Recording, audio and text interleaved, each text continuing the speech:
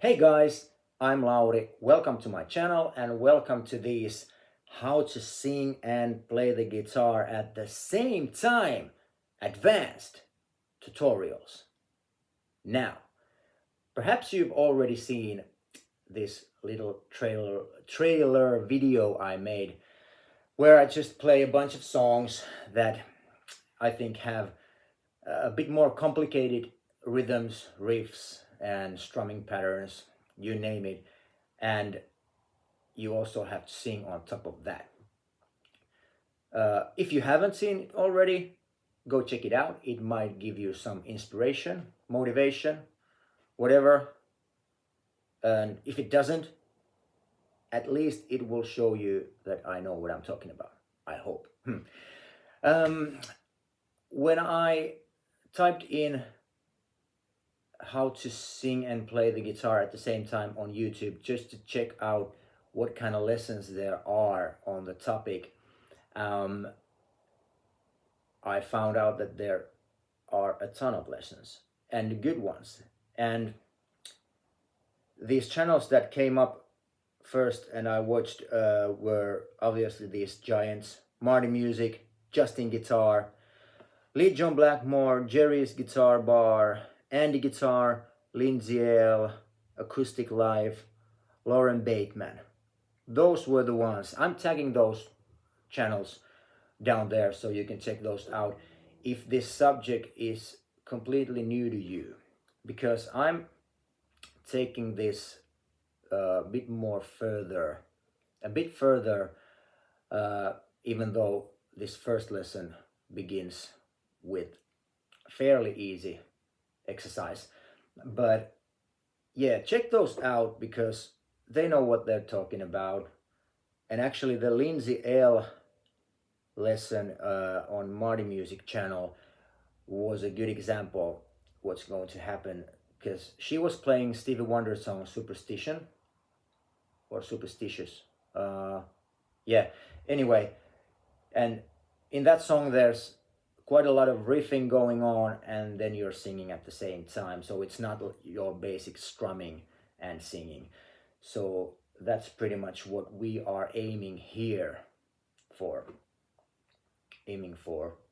in these tutorials. But I want to point out two things that I think every one of those lessons said, and they are good things. I'm all for those. First of all, you need to be able to strum and talk at the same time. You need to have like even the simplest of strumming patterns. I'm just playing down strums and I'm talking something, hopefully making some sense, but you can just talk nonsense, whatever you want. But you have to have that kind of automation going on with your strumming hand, because the main focus is always on the vocal. So that's what the ordinary listener is listening to. It's always the vocals and the lyrics. So that probably works for you as well, that you make some automation going on with your strumming hand and then you can concentrate more on the lyrics and the singing part. But sometimes it's the other way around. Maybe you have such a complicated guitar part that you automate your vocals for that particular moment and you concentrate more on the guitar. But anyway, that's the number one thing. You have to have some independence on your strumming hand. And the other thing was that you need to be looking at the lyrics and finding out the places where you have a chord change. If you're playing an actual song, I have this exercise song here.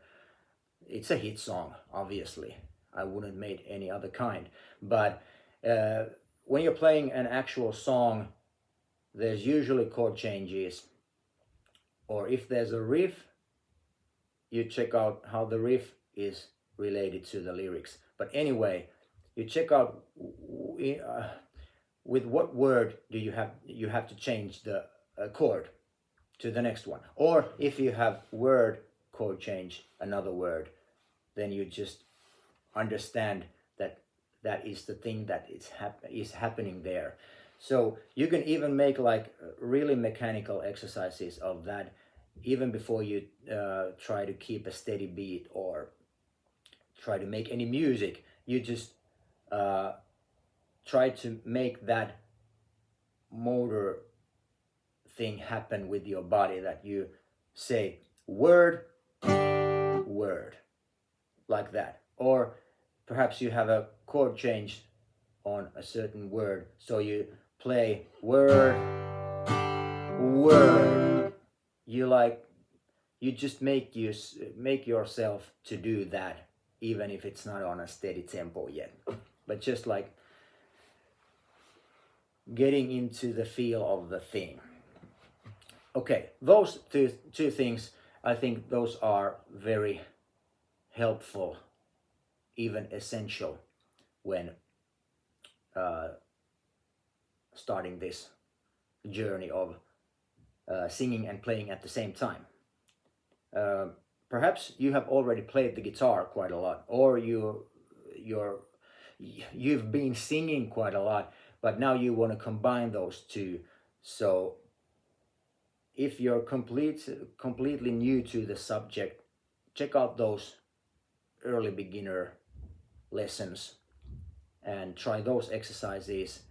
And even though this first one is quite simple, but I'm taking it a bit further quite fast, and the other lessons coming after this, more complicated rhythms, and also we are going into the riff stuff and that kind of stuff. So get at least those two things happening for you.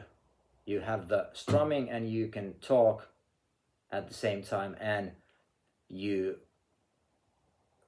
understand the relation between the chord changes and the lyrics. So let's get on with the first exercise. Here we have a piece of paper, and there's words, musical notation, arrows, more words, more arrows. It's a good thing to know a little bit about music theory, but if you don't, you have to be understanding the relation between the pulse and rhythms and subdivisions and that kind of stuff.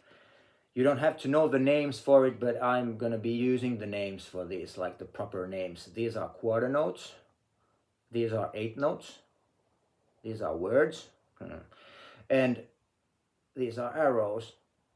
But these are quarter notes, and they are usually the ones that the drummer is doing the count in on a gig. And if you Google song title tempo and there is the BPM, for example, 100 BPM, that means beats per minute, and they are usually quarter notes. So quarter notes happen if we take a steady tempo. I'm going to take a tempo and I'm going to maintain it until the end of the video, because we need music now. Enough of the talk. Let's take a relaxed tempo. Let our machine or body get the feel of it, like this. Okay, now we have a tempo.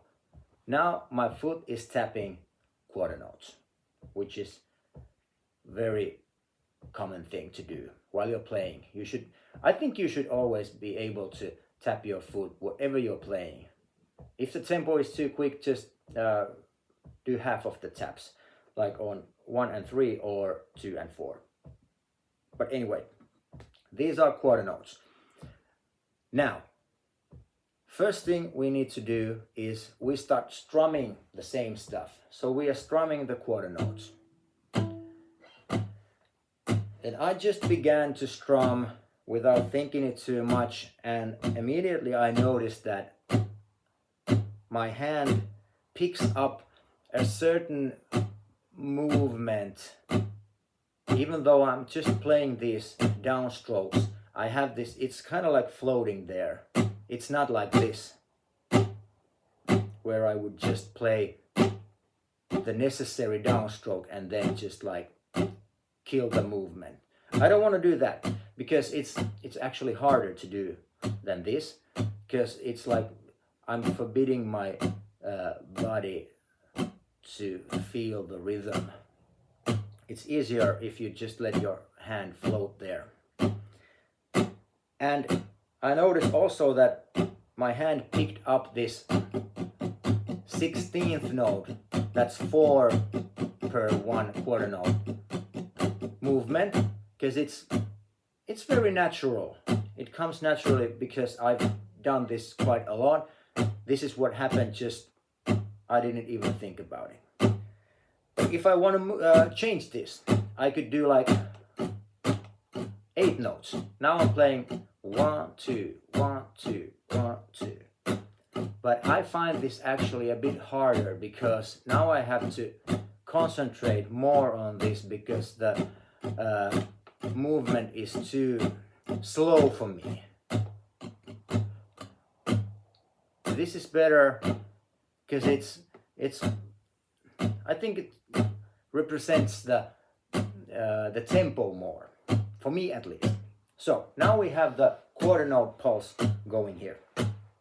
Next thing we want to do is we're gonna start counting those 8 notes, like 1, 2, 1, 2, 2 per beat, 1, 2, 1, 2. Or if it gets boring to count those 8 notes, then you can just use some nonsense words like do do do do do do do do ba ba ba ba, whatever you desire to do,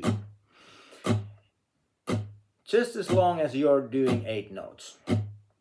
Now, as you can see, I've written the words, the lyrics, so that they represent the 8 notes.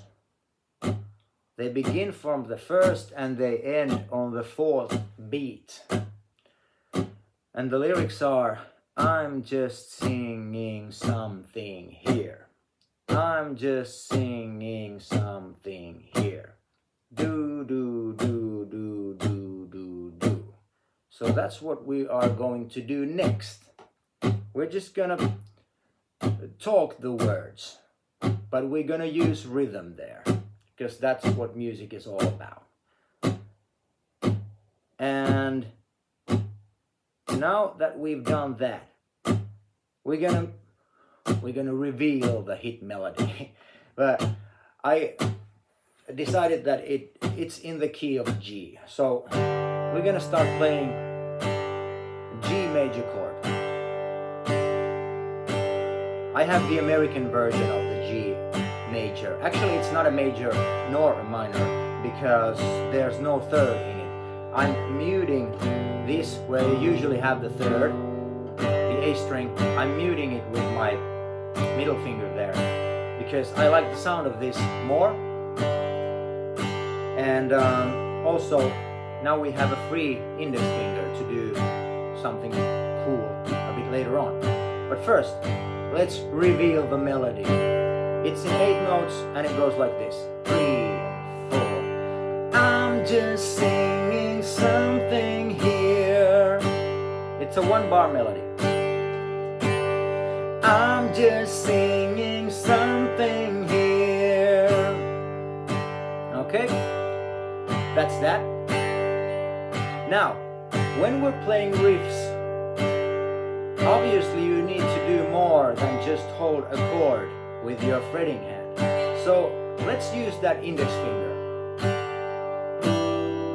I'm gonna start playing like this, where I alternate on the 4th string, the D string. I alternate between the open string and the 2nd fret. That's kind of like, it comes from this. I'll show you. It's like the rock. It's like the rock blues rhythm thing going on. The rhythm pattern. But it's now incorporated to the open position chord.